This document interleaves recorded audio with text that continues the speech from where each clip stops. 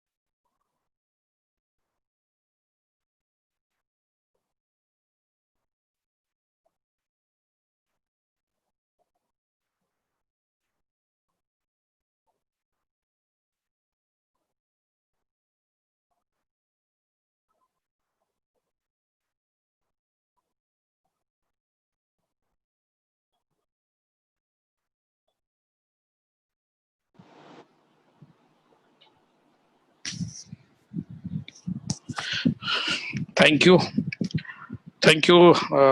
Mohsin Sahib, for giving me another opportunity to chair the second session of this UDMA celebrations. Now, the speaker of this session is none other than my student. I am very proud of him, Dr. Mohammad Kashif Zakai. He is Chashmo Chirag of Zakai खानदान. ये एक ऐसा दिल्ली का खानदान है कि जो खालिस यूनानी में तबाबत करता है. उनके वालिद साहब ने अब इनको ये जिम्मेदारी दी है. नीलम दवाखाना दिल्ली का एक मशहूर यूनानी क्लिनिक है जहाँ सिर्फ और सिर्फ खालिसतन यूनानी में इलाज जो मुआलजा होता है. और मुझे बहुत खुशी है कि जो इस जनरेशन को ये लीड कर रहे हैं. स्टूडेंट लाइफ से मैंने इनको देखा है कि इनकी दिलचस्पी दूसरे स्टूडेंट्स के मुकाबले सिर्फ और सिर्फ यूनानी की तरफ थी, और होना भी चाहिए क्योंकि ये एक अपने पीछे एक इनकी हेरिटेज है, एक बैकग्राउंड है यूनानी की, उसको आगे ले जाना है.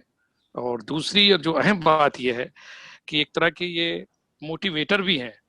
जो इनके पीयर ग्रुप है या इनके जो हम उम्र साथी हैं उनके लिए ये एक मिसाल है.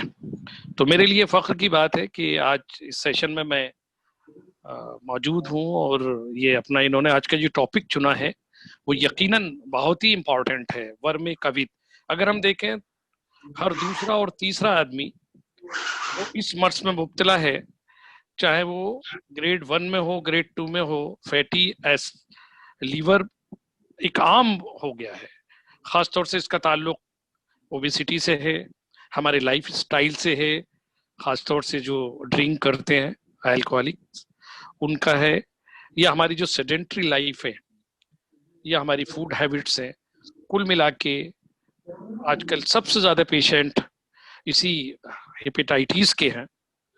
और अभी पिछले 5 अक्टूबर को जो नोबेल प्राइज अवार्ड हुआ है फिजियोलॉजी और मेडिसिन में, वो हेपेटाइटिस सी वायरस के जो लोग जिन्होंने इसको डिस्कवर किया है, अमेरिकन साइंटिस्ट हैं, उनको दिया गया है. तो इससे इस टॉपिक की और इस मर्ज की अहमियत और बढ़ जाती है. एक बात और मैं बताता चलूं कि वर्म जिगर का मुकम्मल इलाज, मैं वर्ड विद इन अपोस्ट्रोफी कर रहा हूं, मैं यूनानी के अंदर है, बाकी और जितने भी सिस्टम में किसी में नहीं है। ये दावे की बात है।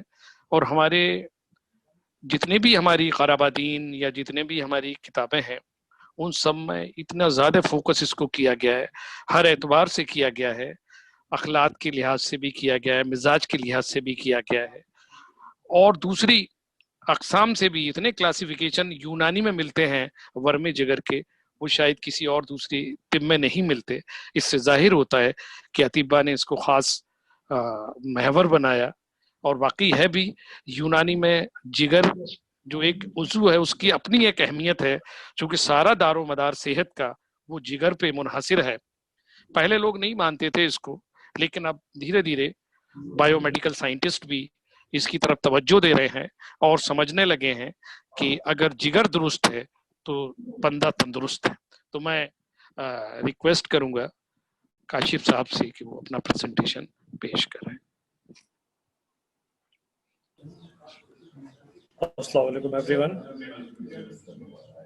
सर, सबसे पहले तो मैं उडमा के ऑर्गेनाइजिंग कमेटी को मुबारकबाद देना चाहूँगा कि थर्ड उडमा डे इस कोविड पेंडेमिक में भी हार ना मानते हुए वर्चुअल प्लेटफॉर्म पे इतना बेहतरीन तरीके से ऑर्गेनाइज किया गया। मैं सर से इजाज़त चाहूँगा अपने टॉपिक को स्टार्ट करने के लिए। Please go ahead, go ahead.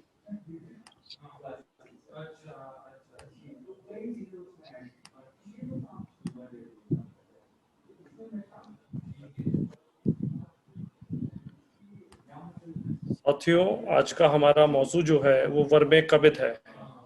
जैसा कि हमारे टीचर, मेरे टीचर ने इस बात को बता ही दिया है कि वर्मे कबित जो है वो कितना इम्पोर्टेंस रखता है हाल फिलहाल के ही सिनारियों को देखते हुए। हाल फिलहाल में ही कोविड के अंदर भी हम हर बात जो है इम्यूनिटी की कर रहे हैं, और हम यूनानी से बात करें तो अगर हम इम्यूनिटी अगर अपनी बारे में बात करेंगे तो इस्लाह जिगर के बगैर वो पॉसिबल ही नहीं है। वर्मे कबित एक ब्रॉड टॉपिक है।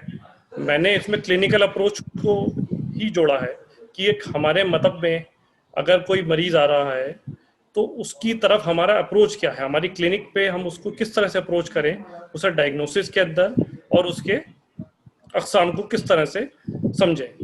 आइए समझते हैं। हेपेटाइटिस यानी हैपर एक लिवर, एक ग्रीक वर्ड है जिसका मायने लिवर से रहता है, और आइटिस आपको हमने अपने तालिब इल्म के ज़बानों से पढ़ते ही आ रहे हैं कि इन्फ्लामेटरी कंडीशंस के लिए यूज़ किया जाता है। हेपेटाइटिस का यूनानी तर्जुमा वर्मे कबित रहता है।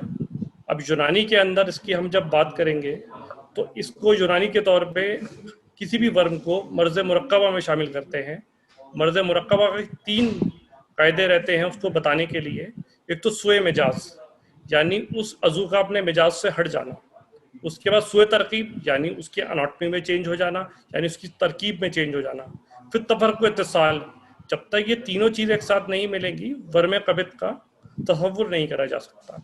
मर्ज़ मुरक्कबा के अंदर तालिब इल्म के ज़माने में हम लोग लीवर की अनाटमी पढ़ते आए हैं, लेकिन क्लिनिकल अप्रोच में इसका बहुत अहम रोल आता है।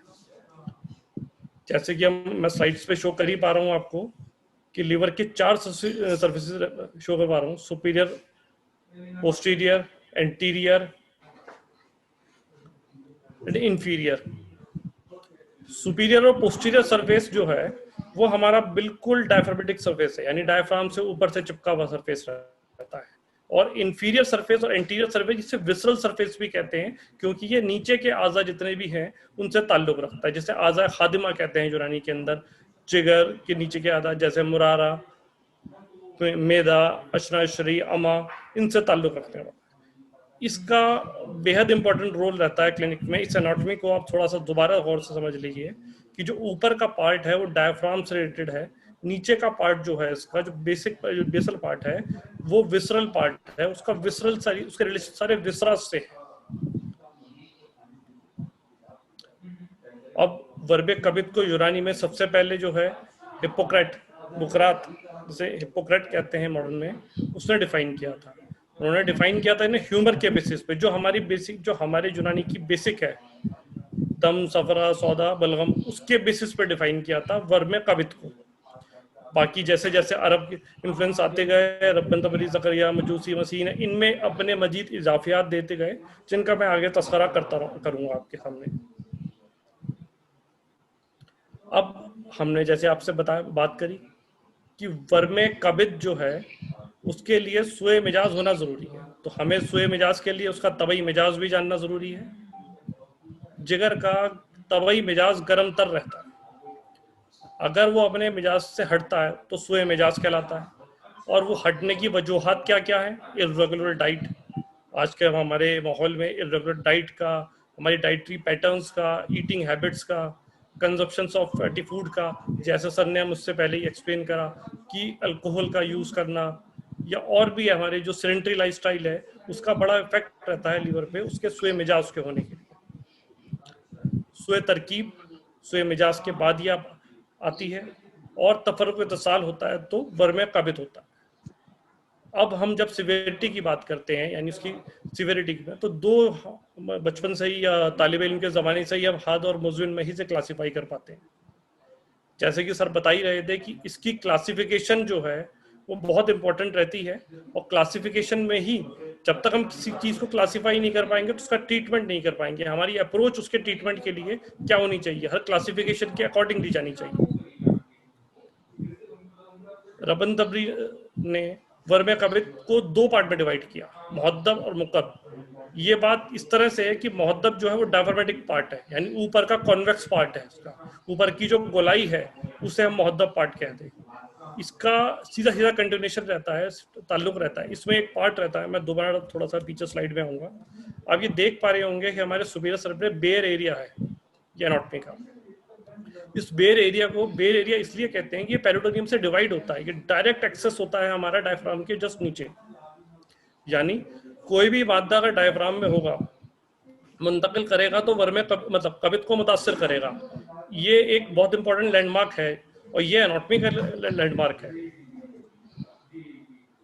दूसरा, वर्मे कबिद मुकर, यानी ऐसा जो नीचे का, जैसे विसरल सर्विसेज जो होती हैं हमारी सर्विस लिवर की, उसको उसमें वर्मे कबिद, इसके भी बहुत अपने वजूहात रहते हैं। सबसे पहली वजूहात तो ये रहती है कि अगर कोई भी आज़ा खादिमा यानी जो जिगर से के आज़ा को उसके खादिम है, उसके अंडर काम करता है, जैसे मुरारा हो गया, मैदा हो गया, आमा हो गई, अशनाश्री हो गई, इनमें भी अगर कोई मादा मुंतकिल करेगा तो वर्मे कबिद मुकर बना सकता है। या वर्मे कबिद मुकर यानी वर्मे कबिद की विसरल पार्ट से जो रिलेशन में नीचे की तरफ होंगे उनको भी ये मादा मुंतकिल कर सकता है। जैसे इससे पहले मेरे से भी स्पीकर डॉक्टर गजाला मैम ने बताया कि मादा हमेशा नीचे की तरफ मुंतकिल करता है, यानी वर्मे कबिद ऊपर से लेके आज़ा खादमा को भी इन्वॉल्व कर लेता है। यानी इस टॉपिक की अहमियत इसलिए भी बढ़ रही है कि हमारे मतब के अंदर वर्मे मैदा, वर्मे अमा, वर्मे अशनाश्री, वर्मे मुरारा के पेशेंट आते हैं, तो उनको भी हमें ट्रीटमेंट में वर्मे कबिद की तरफ ध्यान जरूर देना पड़ता है। ऐसा तो नहीं है कि मर्ज नहीं हो के अर्ज हो और वर्मे कबिद मुकर की का सीक्वल हो और वो हमारे सामने नजर आ रहा हो।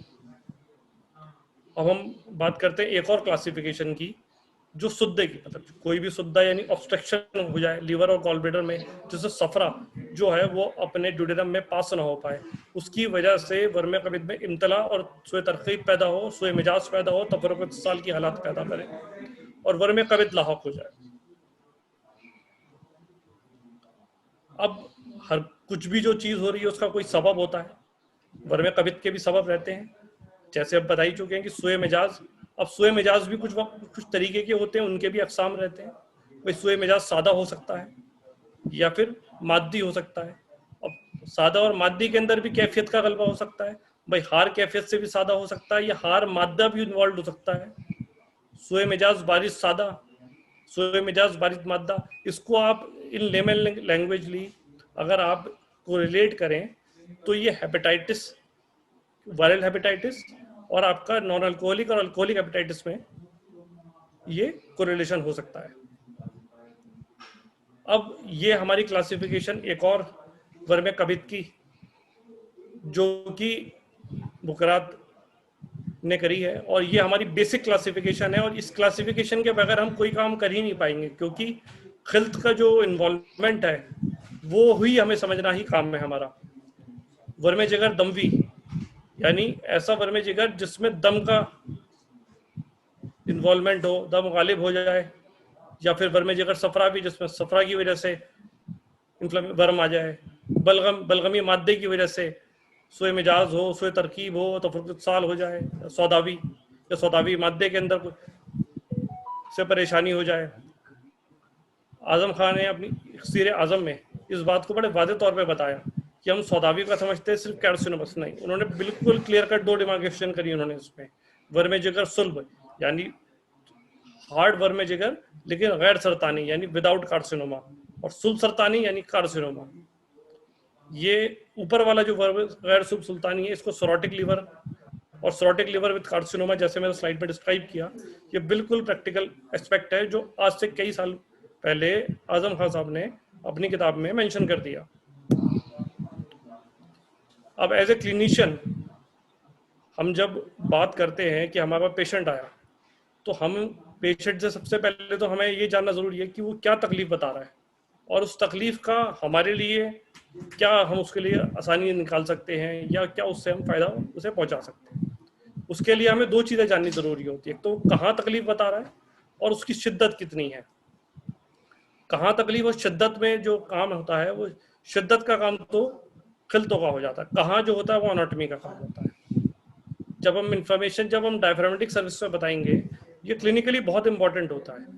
अब हम इस एक छोटी सी मिसाल के तौर पे लेते हैं, एक केस स्टडी के तौर पे या एक सिम्टम जो पेशेंट आम तौर पे हम मतलब पे सुनते हैं उसके बारे में बताते हैं थोड़ा सा। डॉक्टर साहब मेरे क्या कहते हैं ये एपिगैस्ट्रियम में बहुत पेन रहता है और हाइपोकॉन्ड्रिक रीजन पे भी बहुत पेन। मैं नाम इसलिए ले रहा हूँ ताकि इन एब्डोमिनल कॉर्नर से ये ताकि आप लोग उसको इजीली समझ पाए। बेसिकली वो तो ये बताया कि डॉक्टर साहब मेरे कलेजे में और पसलियों में दर्द रहता है।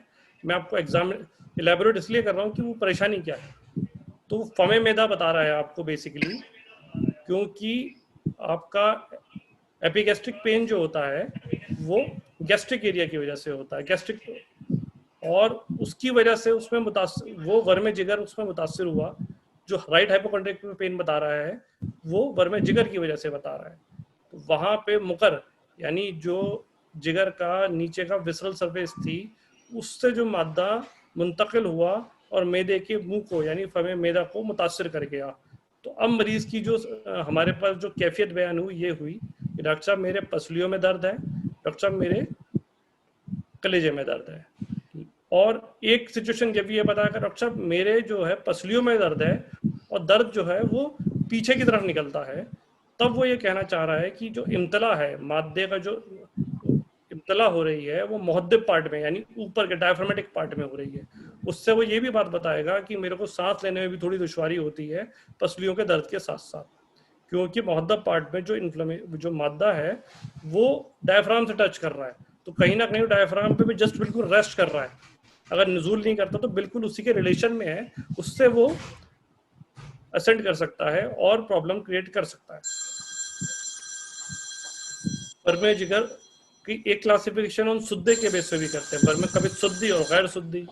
सुद्दी में भी जिसमें सुद्दा बन जाए और सुद्दे से ना निकले। इसका एक आसाम मॉडर्न में एग्जांपल जो हम देखते हैं कोलोडोकोलिथियासिस, आपके बाइल डक्ट में पथरी का हो जाना जो है वो वर्म कभी सुद्दी की शुरुआत होती है। जब उसका ट्रीटमेंट नहीं होता तो जरकानेश्वर में बनता है, जरकान में ट्रांसफर होता है, सॉरी। और गैर शुद्धि जो सारी क्लासिफिकेशन चली रही है गैर शुद्धि पे तो हमारी। अब साइन एंड सिम्टम्स की बात कर लें, जो पेशेंट हमारे को आके बताएगा, सबसे पहला साइन सिम्टम्स जो ये साइन सिम्टम बताएगा पेशेंट तो ये है कि भाई डॉक्टर साहब मेरे को हल्का बुखार हो रहा है। ये दम्भी मिजाज के मरीजों की बात हो रही है, क्योंकि उसमें सारी कैरेक्टर दम की मिलेंगी, उसमें रतूबत मिलेगी और हरारत मिलेगी। तो रतूबत के साथ साथ वो इम्तला का भी हिसाब बताएगा। अगर इम्तला ज्यादा होगी तो वो फीवर भी बताएगा, और फीवर के साथ साथ वो बता देगा कि मेरे को पेन है राइट हाइपोकॉन्ड्रिक रीजन में, जिगर के जानिब दर्द या पसलियों के जानिब दर्द बताएगा। ये साइन की बात हो गई। उसमें सिम्टम्स क्या क्या बता, वो सिम्टम्स की बात हो गई। साइन हम उसके जब चेक करेंगे तो फेशियल रेडनेस मिलेगी, उसका जब टंग चेक करेंगे तो उसमें मॉइस्ट मिलेगी, टंग सूखी नहीं मिलेगी। दूसरी बात वो फीवरिश मिलेगा, उसका फीवर जब टेम्परेचर रेज्ड होगा उसको पल्पिटेशन भी मिलेगी थोड़ी सी। और जब हम बात करेंगे सफरावी मरीजों की, वो क्या जब वर्मे कवच में मुतासर होंगे तो क्या सिम्टम लेकर आएंगे? सबसे पहला उनका मार्क सिम्टम होगा loss of weight, loss of appetite, भूख नहीं लगती, डॉक्टर साहब वजन बहुत कम हो रहा है मेरा। इंडाइजेशन, सुए हजम या बदहजमी बताएंगे, थकान बताएंगे क्योंकि हाजमा पहले से ही खराब हो रहा है, जिसकी वजह से उसको खाना पीना प्रॉपर न्यूट्रिशन नहीं हो पा रहा, सुस्ती थकान की गलबा बताएगा। और हम उस पर सिम्टम्स क्या चेक करेंगे? जब उसकी टंग को देखेंगे तो येलो कोटेड निकलेगी, यानी जर्द माइल निकलेगी। उसका चेहरे पे भी जो है जर्द माइल हो रहा होगा। उल्टी जी मालिश की बताएगा। एक जो चीज इसको दमवी से अलग करेगी, शार्प पेन, यानी बिल्कुल तकलीनुमा दर्द, चुभता हुआ दर्द होगा इसके पसलियों के जानिब, यानी राइट हाइपोकॉन्ड्रिक रीजन में। अब जब हम बात करेंगे बलगमी मरीज की, जो वर्मे कवित में लाक होंगे, ये बिल्कुल सफरा से उलट होंगे। उनकी यूजुअल कंप्लेंट क्या होगी कि भूख नहीं लगती डॉक्टर साहब, लेकिन थकान बहुत रहती है। तो जब हम सिम्टम्स पे चेक करेंगे तो सब वाइटिश नजर आएगा, सफेद अबियस माइल, सफेदी माइल नजर आएगा, चेहरे पे सफेदी माइल होगा, जबान जो होगी सफेद हो रखी होगी, हल्का फीवर मिलेगा अगर गलबा बलगम ज्यादा हो तो, थकान ज्यादा होगी। एक और जो कॉमन सिम्टम पफीनेस, डॉक्टर साहब मैं सुबह उठती हूँ या दिन में उठती हूँ मैं सूजन रहती है, चेहरे पे सूजन आ जाती है। सौदावी मरीज ये अमूमन क्लिनिक पे कम ही आएंगे, लेकिन आएंगे जरूर, क्योंकि अगर ये इब्तदाई हालात में आएंगे तो आप ही को डायग्नोज करना होगा और आप ही को इनका ट्रीटमेंट भी देना होगा। जैसे हम अपने तालिब इल्म के ज़माने में लिवर को पाल्पेट करने का तरीका समझा, जैसे हम इसका हार्ट पाल्पेशन स्टार्ट करेंगे तो हमें फाइब्रोनोडुलर मास, जो इंफीरियर बॉर्डर होता है लिवर का, वो पाल्पेट होगा। और ये एक बिल्कुल अलार्मिंग साइन है। जब भी आप सोचिए सौदा इन्वॉल्व हो रहा है तो ये एक जिद्दी खिल्त है, ये मर्द आसानी से नहीं जाएगा, लेकिन हमें इससे घबराने की जरूरत नहीं है। इसका भी इजाला जो है तरीके से करा जा सकता है। इसके स्याही माइल जो है, इसका चेहरा मिलेगा, स्टूल के अंदर डिस्कलरेशन मिलेगी, ब्लैकिश कलर का स्टूल पास करेगा ये मरीज।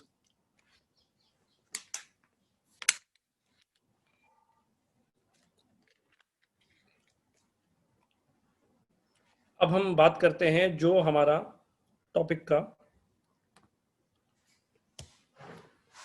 मेन मौजू है, इसका ट्रीटमेंट। अब हमने वर्मे कवित के बारे में काफी डिटेल ले ली कि भाई वर्मे कवित के किस किस तरह से वर्मे कवित के डिटेल्स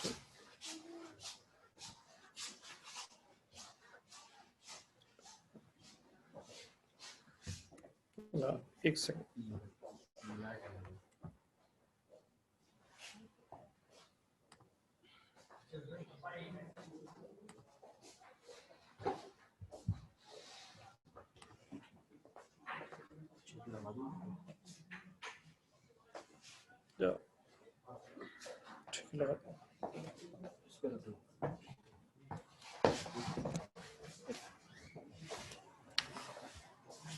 थोड़ा सा मैं माजरत चाहूंगा वेट उसके लिए।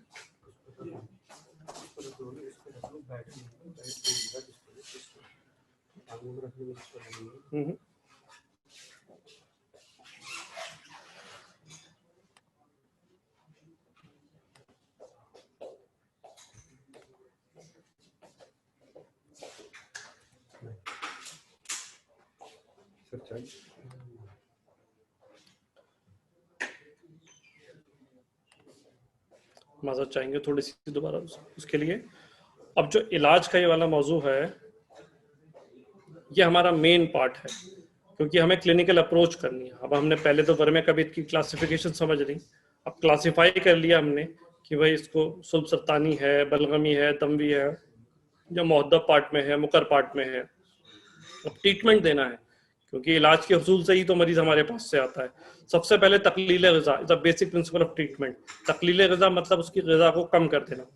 पहले से ही जिगर मुतासर हो रहा है, जिगर बोझल हो रहा है, उसकी तबीयत बोझल हो रही है, अगर हम उसको पहले से ही खाने की ज़्यादती करेंगे तो इस्तिहाला और हाजमे की कमी, यानी हाजमे मैदे की खराबी, जो फसाद खून फसाद पैदा करेगी और ख़राब रद्दी मवाद और रद्दी क़िल्ते पैदा करेगी, जिससे और तबीयत बोझल होगी और हमारी बीमारी जो है वो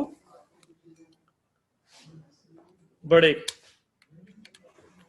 इससे बेहतर तरीका यही है कि हम तकलील ग़िज़ा पे ध्यान दें।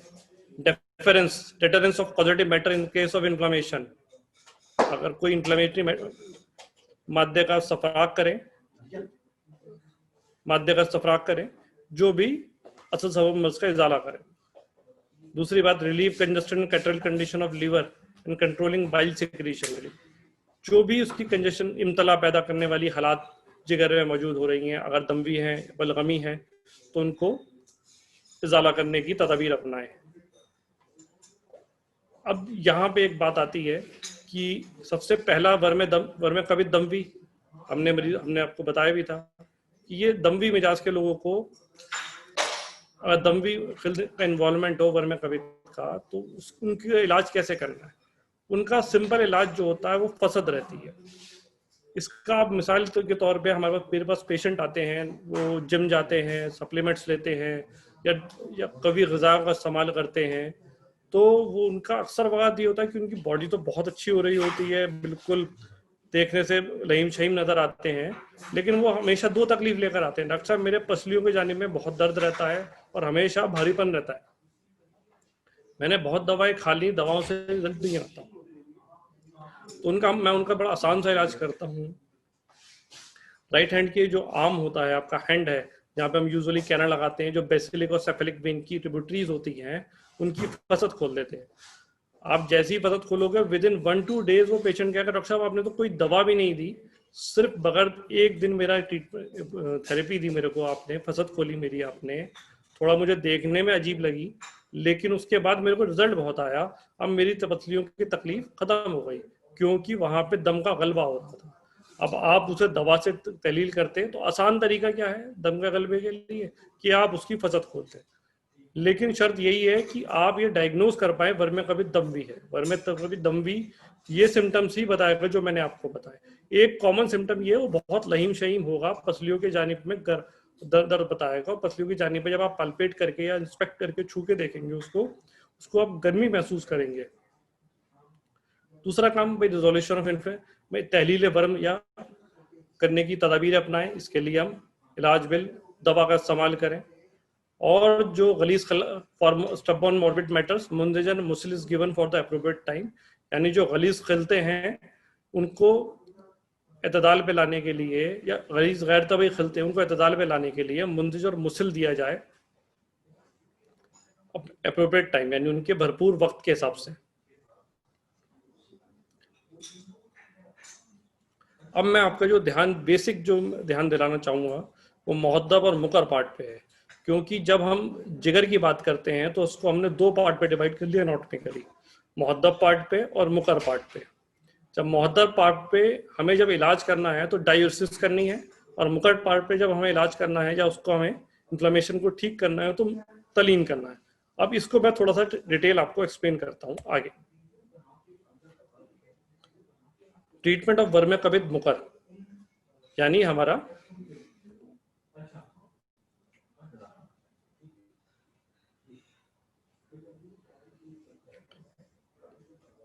मुकर पार्ट पे, इसमें हमारा कॉजेटिव मैटर जो है वो गलीज मवाद रहता है और गलीज बलगम रहता है।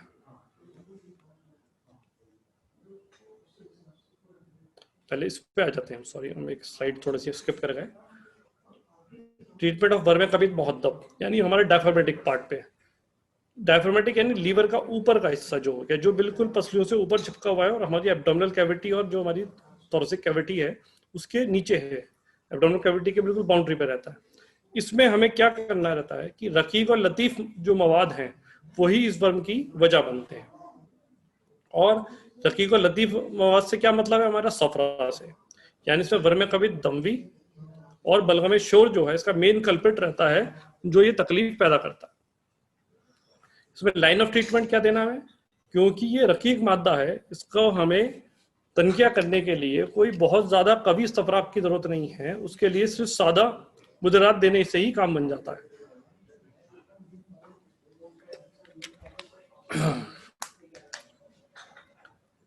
अगर हमारे पास वर्म इन केस ऑफ सफरावी वर्म है तो हमें बारिज मुदरात देने हैं। बारिज मुदरात कौन कौन से रहेंगे, कुर्से काफूर लूलवी, अरके अजीब, शरबत बजूरी मोतादिल, शरबत मजूरी बारिद, शरबत कासनी, अरके मको, ये सारे बारिद मुदीरात हैं। और इनसे जो है हमारा जो सफरावी वर्म कबिद है जो मौदब पार्ट पे है वो ठीक हो जाता है।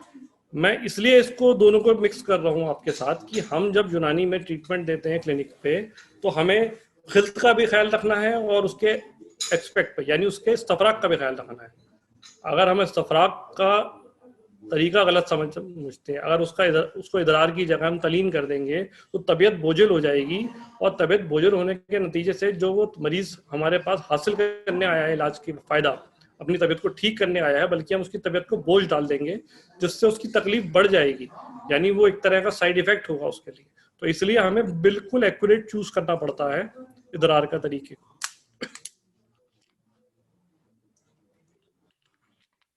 इन केस ऑफ बलगम शोर, अगर बलगम में शोर मिलता है हमें, यानी बलगम ऐसा जिसमें सफरा की आमजिश हो गई हो, यानी बलगम की गैर तबई हालात, इसमें हमें हल्के हार मुदीरात यानी गर्म खुश दर्जा 2 के मुदीरात देने पड़ते हैं।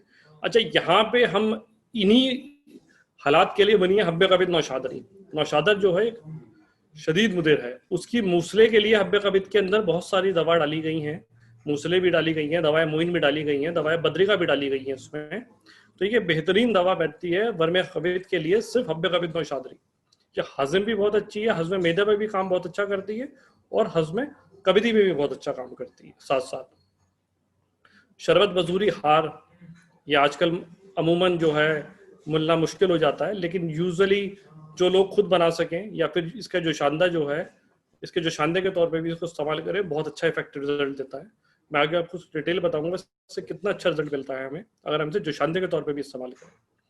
शरबत आलू बालू, एक आम मुरक्कब जो इजीली मिल जाता है, ये भी हार मुदीरात है और वर्मे जिगर में बहुत अच्छा रिजल्ट देता है। जवारिस जरूरी सादा,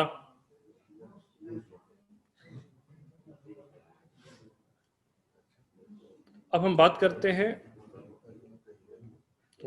वर्मे कबिद मुकर की, यानी हमारे नीचे विसरल पार्ट की। ये एक मेजर पार्ट है इलाज का। ज्यादातर लोग जो हैं, मोस्ट ऑफ द जो हमारे पास पेशेंट आएंगे वो वर्मे कबिद मुकर लेके आएंगे, क्योंकि वो या तो वर्मे कबिद की वजह से ही लेकर आएंगे या फिर नीचे के जो आज़ाए खादिमा है, वर्मे मेदा या फमे मेदा या वर्मे अशना अशरी या वर्मे अमा या वर्मे मुरारा, ये सब चीजों के साथ जो है इसको लेकर आएंगे, एक कॉम्प्लेक्स शक्ल लेकर आएंगे। इस वर्म में पॉजिटिव मैटर जो रहता है, यानी जो मवाद मिलता है हमारे गैर तबई मवाद मिलता है, वो गलीज मवाद होता है। गैर तबई मादा जो होता है गलीज होता है, और जो या तो गलीज बलगम होगा या वो गैर तबई यानी सौदा की कोई बिगड़ी हुई हालात होगी। और इसमें मोड ऑफ सफराक जो है हम प्रेफर करते हैं वो तलीन यानी मुलयनात जो है वो हमें देनी पड़ती है। ठीक है, अब वो गलजत की वजह से तलीन को हमें चूज करना होता है। कहीं बहुत ज्यादा हमें क्या कहते हैं गलीज मादा हो रहा है तो उसके लिए हमें कवी मुलयनात देने पड़ेंगे, नहीं तो खफीफ मुलयनात भी जो है वो काम कर जाते हैं। खफीफ मुलयनात से मेरा मुराद मुलयना तबा दवा है। ठीक है, जैसे हम सब जानते ही हैं मतलब की मामूल रहती है माजून दबीजुल वर्द, किन वर्मे कबिद में काम करती है। अगर हम इसे वर्मे कबिद मुअद्दब में दे दें माजून दबीजुल वर्द को तो अच्छी दवा नहीं है ये, लेकिन जैसे हमने इसे मुकर में दिया ये बेहद बेहतरीन दवा देती है और ना फर्स्ट या सेकंड डे पेशेंट को रिलीफ देने लग जाती है। और हमने यही दवा अगर उसको हमने वर्मे कबिद बनाया सिर्फ यही बनाया कि जो वर्मे कबिद बलगमी गलीज में डिफरेंशिएट नहीं किया, रकीक में डिफरेंशिएट नहीं किया, जहाँ पे इदरार करना था वहां पे तलीन कर दिया, तो उससे तबीयत बोझल रहती है और तबीयत बोझल होने के नतीजे में नुकसान ज्यादा होता है फायदे से ज्यादा। तो यहाँ पे गलीज बलगम को समझते हुए माजून दबीजुल वर्द जो है बेहतरीन दवा साबित होती है। शरबत दिनार, ये तो अपने नाम से ही मशहूर है, ये भी बेहतरीन दवा है गलीज बलगम को तनकिया करने के लिए। शरबत वर्द या शरबत वर्द मुकर्रर, माजून उशबा, जवारी जंजबील, ये सब तलीन पैदा करने की दवा है, सब हरारत पैदा करती हैं जाके जिगर के अंदर और सफरा का तरशो करती हैं और तलीन के लिए आसानी से काम करती हैं। जवारिश कमूनी मुसल, सफूफ अफसंतीन और अर्के अफसंतीन, जैसा कि मुफरदात जो है वो एक क्लिनिशियन की एक खासियत होती है, मैं अपने मदद के अंदर जो है ये मुफरदात इस्तेमाल करता हूँ, मुझे बहुत अच्छे और बहुत पॉजिटिव रिजल्ट मिलते हैं। अफसंतीन एक बेहतरीन दवा है लीवर की।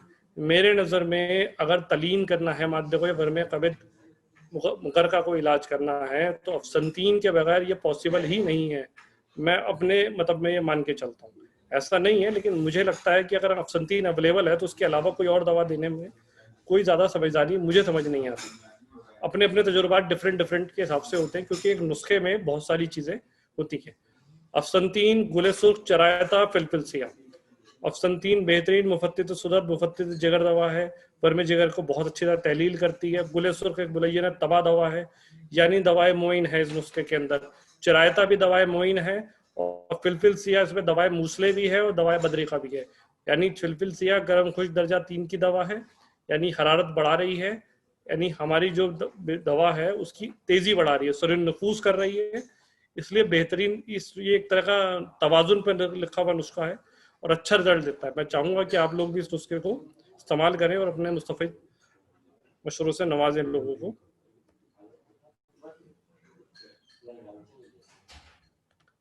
उसी का अगर सौदावी मादे का इन्वॉल्वमेंट हो रहा है, गैर तबई सौदा मौजूद हो रहा है, तो सबसे पहले तो वहां पे बरूदत और यबूसत हो रही है।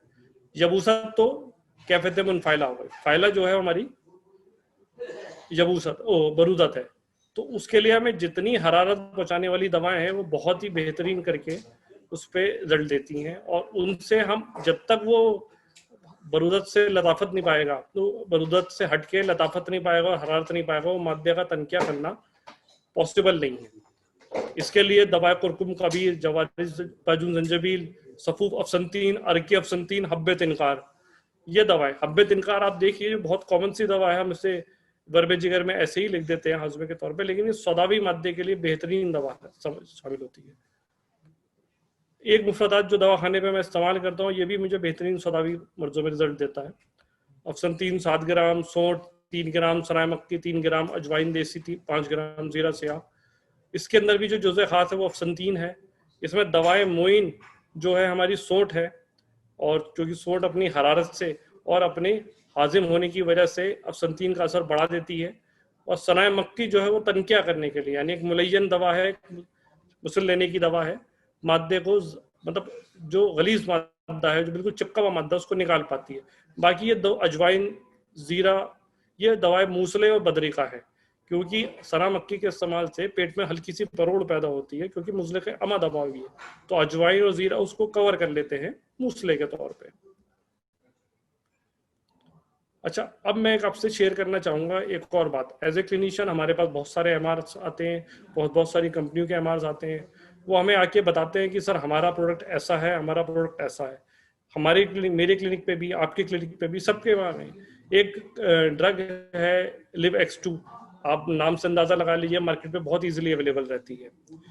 बहुत अच्छी दवा है, इसमें कोई डाउट नहीं है, लेकिन इसकी अच्छी क्यों है ये थोड़ा सा हम तस्करा कर लें, ताकि हमें ये अंदाजा हो जाए कि ये दवा कितने % लोगों को ठीक करेगी और कितने % में कहीं काम नहीं करेगी।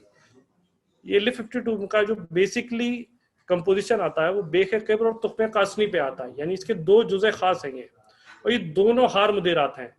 यानी यूनानी के सिर्फ मेरे मानने के हिसाब से 30 to 40% के टोटल वर्मे जिगर की अगर ओपीडी करे कोई आदमी, तो 30 to 40% पे ही रिजल्ट देगी, 100% रिजल्ट नहीं दे सकती ये दवा। लेकिन फिर भी सिर्फ दो दवा, यूनानी की सिर्फ 2 दवा, आप सोचिए कि इतनी बेहतरीन है कि पूरे मार्केट को कैप्चर करने में इतना आसानी से कामयाब हो सकती है। इसमें अर्जुन, काली मिर्च, बरगे जाओ, तुखमे कसौंदी, दवाएं मूसले, दवाएं मोइन, दवाएं बदरिका के तौर पे शामिल है। यानी सिर्फ 2 हार मुदीरात, यानी दवाएं वर्मे जिगर हमारा मुहद्दब पार्ट में, वो भी जब बलगम शोर या बलगम की खिल्त की खराबी से होगा, उन्हीं को ठीक कर पा रही है। ना वो ये सफरा को ठीक कर पाएगी ज्यादा, ना ही ये हमारे तलीन को कर पाएगी, क्योंकि उसमें कोई भी दवा जो है मुलय्यन नहीं है।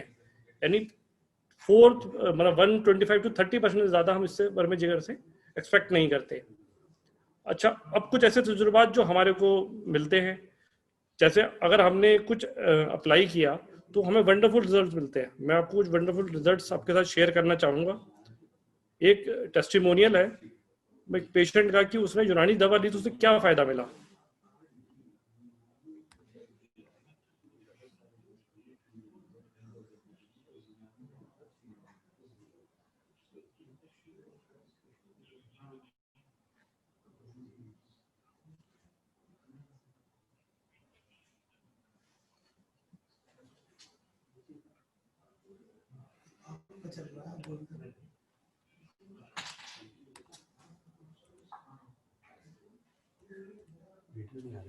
कर दो।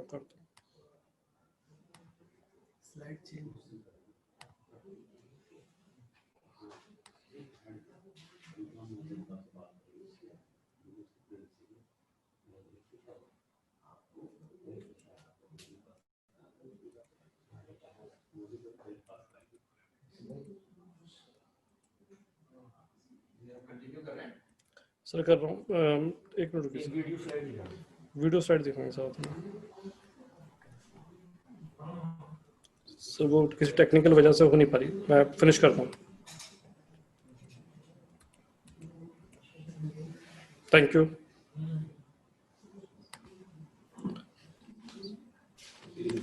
Thank you, Dr. Kashif. Now I'll request Professor Mohammed Idris Saab to give his comments. Please unmute yourself.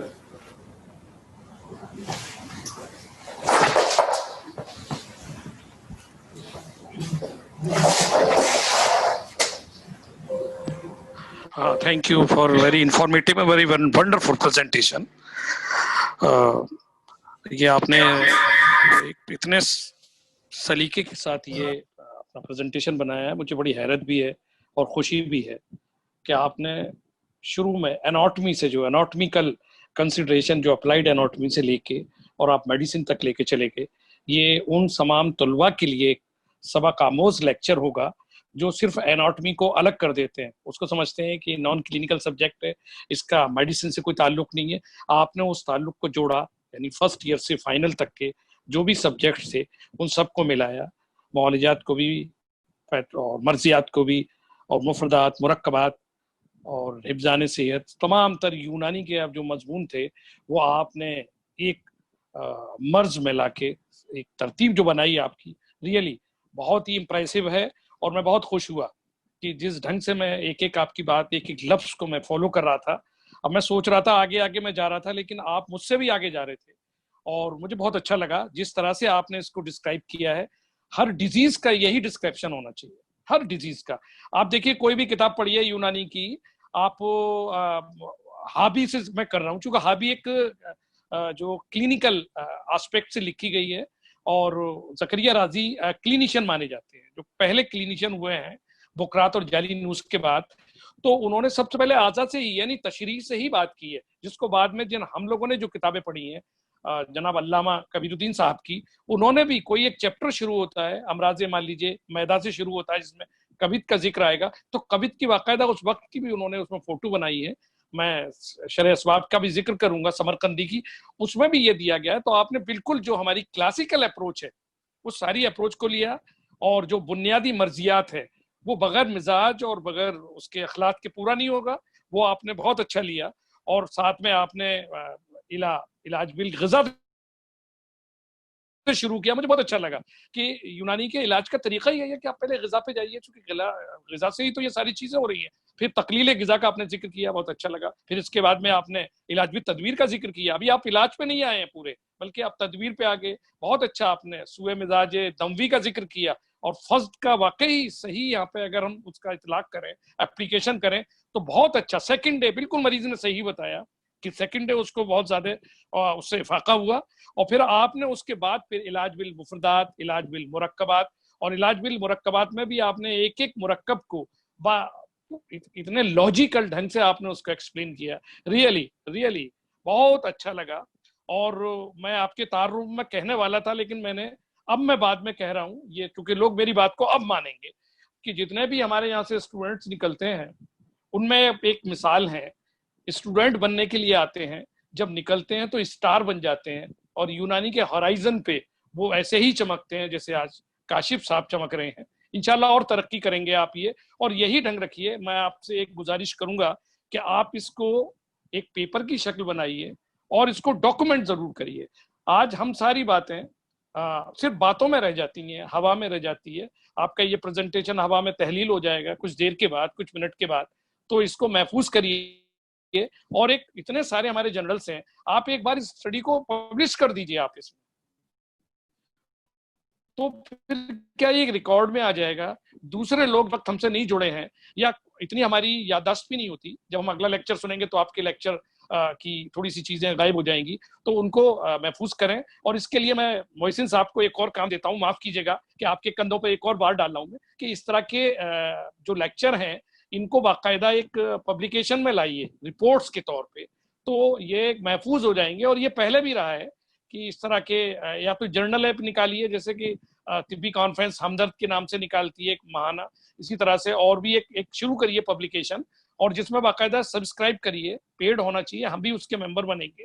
इस तरह की स्टडी आना चाहिए जिससे ये बच्चे लोग जो आपके यंग जनरेशन है, जिसको हम कहते हैं ये यूनानी से ना बलद है, कौन कह सकता है, अगर मैं थोड़ी देर के लिए इनका शक वो कर दूं तो लोग कहेंगे कि वाकई ये कोई बहुत बुजुर्ग और वो तजुर्बा याफ्ता जो है मौलिद, वो इतना बढ़िया लेक्चर दे रहे हैं अपने तजुर्बे से, तो वही बात होगी। तो इसलिए हम लोग चाहते हैं कि ये सिलसिला जारी रहे, और जितने भी लेक्चर हो रहे हैं, चाहे वो उडमा के प्लेटफॉर्म पे हो या तिब्बी कॉन्फ्रेंस के, तिब्बी कांग्रेस के, उन सबको डॉक्यूमेंट किया जाए।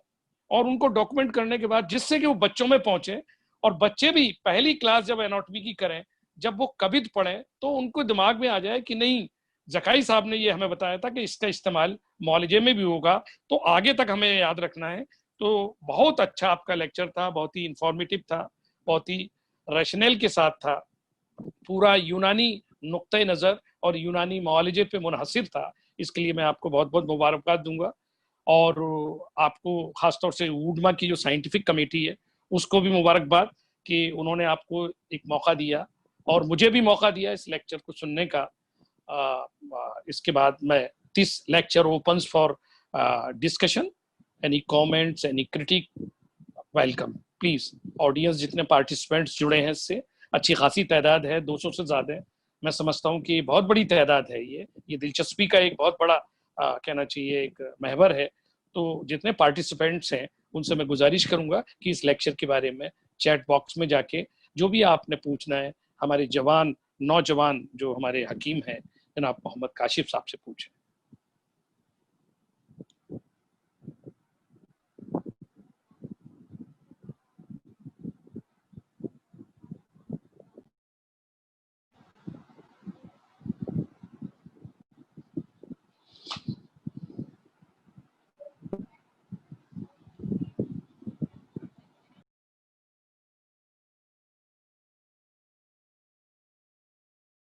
एक बार रिमाइंड कर। बहुत बहुत शुक्रिया सर आपके हौसला अफजाई का। मैं चाहूँगा लोगों से कि कुछ सवालात जो भी उनके जहन में हों वो सामने रखें।